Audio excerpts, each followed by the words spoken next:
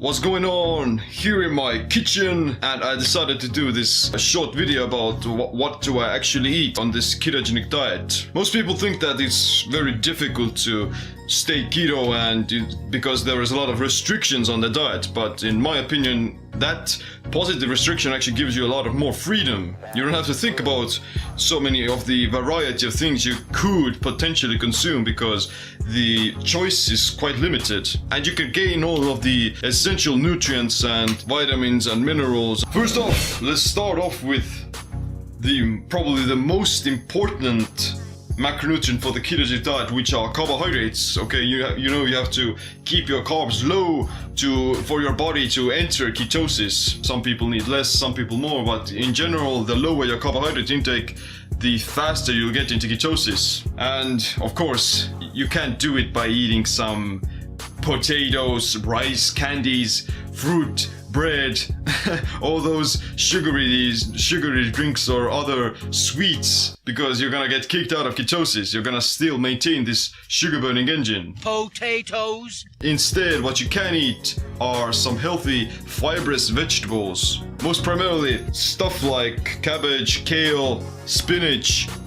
My favorite one is actually this regular green cabbage because it's very nutrient dense in terms of the fiber. It has a lot of vitamins, and it's also a rich source of potassium. Wilson! Other similar sources are cruciferous vegetables, like this cauliflower here. I've already eaten some of it, half of it is almost gone. Cauliflower is an amazing ingredient for the ketogenic diet because it has a lot of variety. You can use it for almost any other thing. You can just eat it maybe raw, you can cook it, you can use it to create cauliflower pizza. You know, it sounds impossible, but you can eat pizza on the ketogenic diet as well if you use cauliflower as a crust. But you can also use cauliflower for cauliflower rice, cauliflower pudding, or I don't know, whatever your imagination can allow you to come up with. Everything. Another similar vegetable is broccoli. Broccoli is also super healthy. It's one of the, I would consider broccoli being one of the superfoods that you should eat every day. It has anti-cancer properties and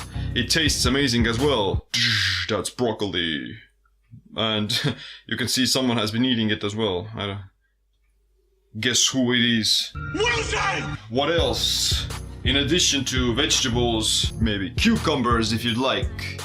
Cucumbers, they're not that nutrient dense because basically they're just water and maybe a little bit fiber, but they can be a great addition to some of your salads, some of your other foods, and they taste great as well. Tomato.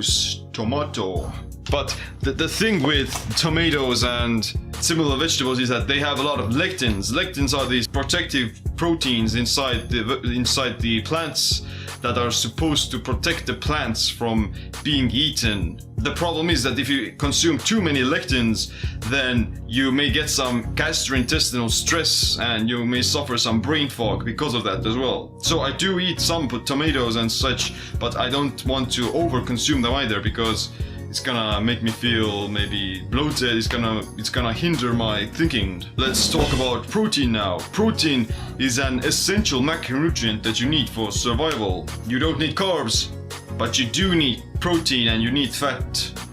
And my main source of protein on the ketogenic diet are eggs. There are some eggs in this box full of essential amino acids rich in choline, omega-3s, DHA, EPA, which are all very good for your brain, for your cellular metabolism, for maintaining healthy cholesterol levels and all that good stuff. And they also taste amazing. I love eggs. But probably the second best source of protein after eggs is wild-caught oily fish like salmon, mackerel, sardines. They're also rich in omega-3s, DHA and EPA. I didn't want salmon! I said it 4 times! One pro tip that I'm going to share with you today is to cook some fish broth. You might have heard about the bone broth where you cook up all the joints and ligaments of animal bones, but fish broth is next level because you can get all the electrolytes, you can get some sodium in it, but you also get all the omega-3s, which is gonna be very good for your brain. At the moment I have some fish broth cooked up already. And basically what you do is you get the fish heads, you get the fish bones, the fish ribs, all those things that are usually thrown out, that are usually not used that frequently in cuisine, and you put it on a low to medium heat on the stove for a few hours. You add some salt, you have maybe some other spices, and it's gonna taste amazing. But of course, meat is also a great source of protein. Minced meat, some beef or some wild boar. Of course, there's also some bacon and eggs, that's a staple. Bacon. I don't tend to eat that much bacon because I prefer to get my protein from eggs and fish because they're a lot more healthier. You don't want to eat too much meat either because, you know, it may have some negative effects on your health and longevity. And if you talked about fish broth, then one thing people also tend to neglect are organ meats. Stuff like liver, kidneys, heart. Those things are packed with nutrients more so than the flesh. These are some pork hearts. Moving on with the fats that are going to be your main source of energy. Avocado, fattiest fruit in the world. Pumpkin seeds, great for magnesium. Sesame seeds. I also eat some chia seeds for some more omega-3s. So do want some more nuts, of course. Some walnuts, some almonds, coconut flakes, some more fish, cold fillet, delicious. You can do eat some cheese when you're on keto, but I don't want to overdo it either, like with the lectins, because cheese may promote the production of IGF-1, which is like this huge anabolic hormone that's, you know, needed for muscle building and needed for growth. But it's the same like with meat. If you eat too much protein, then you're gonna overstimulate mTOR. mTOR is the most important fuel sensor in your body. It's gonna trigger your cells to grow, but at the same time it's also gonna speed up aging, and it can also promote the growth of cancers and tumors. So you never want to eat too much protein or too much meat or too much dairy because they're gonna overstimulate mTOR and IGF-1. Okay, and of course butter. Great source of vitamin K. Do I drink bulletproof coffee? No, I don't drink bulletproof coffee because I just don't want to, you know, I don't feel the need to cram so many calories into a cup of coffee. I would much rather drink it just black.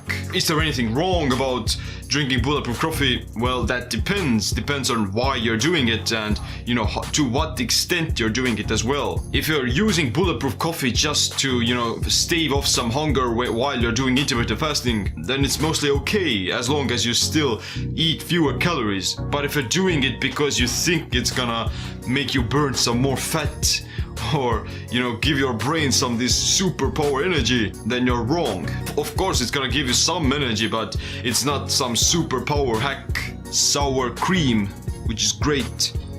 It has some probiotic properties like sauerkraut. Sauerkraut is also one of my staples, which I try to consume basically every day to keep the gut healthy. Olive oil full of polyphenols and monounsaturated fats, which is great for cardiovascular health. You definitely want to get olive oil in a dark bottle because if it gets exposed to too much sunlight or too much heat, then it's gonna go rancid. The sun is gonna go rancid, and it can cause more inflammation when you consume it. Well, basically it's not gonna cause any oxidative stress if you use it as cold, but if you heat it up, then it can become, you know, too dangerous. So be very wise with how you heat and how you use different fat sources. Called bacon. Even though you can't be consuming a lot of fruit on keto, Some fruit is okay in the form of maybe lemons and berries. Lemons are great. What I usually do is have some apple cider vinegar and some lemon juice mixed together in hot water before I eat anything. It's gonna get the bowels moving and it's gonna prepare me for digesting food. And it's going to help me to absorb the micronutrients and the macronutrients that I'm going to be getting from food.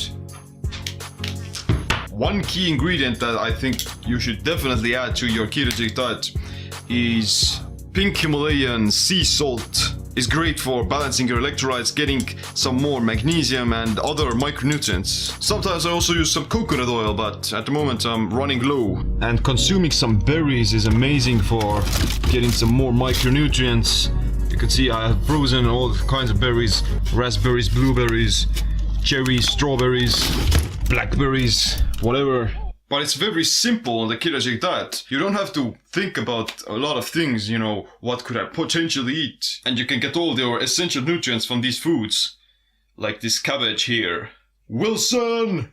Thanks for watching this video. Make sure you click the like, subscribe for more similar videos. Thanks for watching. My name is Seem. Wilson, where are you? Stay ketogenic, stay empowered.